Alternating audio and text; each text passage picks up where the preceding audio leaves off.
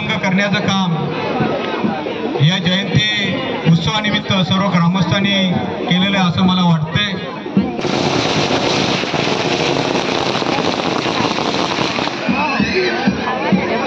बाबासाहेबांनी जे संविधान लिहून आपल्या देशासाठी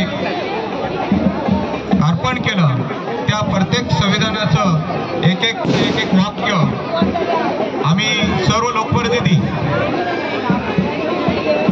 आम्ही काही आमदार खासदार नाही पण नगरसेवक नगराध्यक्ष राजनजी, त्या संविधानावर जे संविधानात पूर्ण जे अधिकार आपल्याला भेटले, ओबीसी असो, एससी असो, एसटी असो, जे रिझर्वेशन त्यांच्यामुळे आम्हाला भेटलंय आणि त्याच्यामुळे आपल्या विभागात राजेंची नगरसेवक झाले असेल, मी नगराध्यक्ष झालो, महाकांबरी सभापती झाला।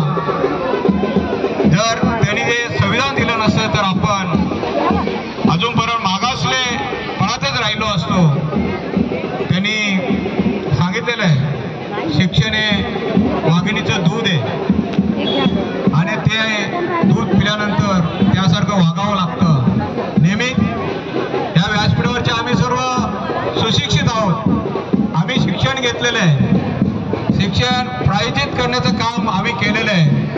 म्हणून करवी विभाग असो, बदलापूर शहरावर कुठचं संकट आलं तर आम्ही गुरगुरल्याशिवाय राहत नाही।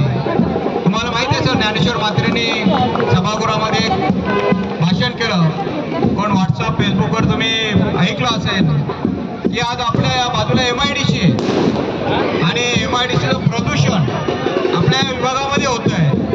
तर नक्कीच महेशजी, राजनजी, दमदरे आपण सर्वांनी यासाठी एकत्र आलं पाहिजे। आज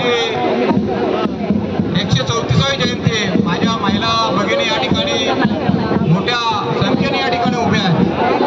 त्यांना नक्कीच जाणवत असेल की सर्व माझे बांधव या ठिकाणी लोकप्रतिनिधी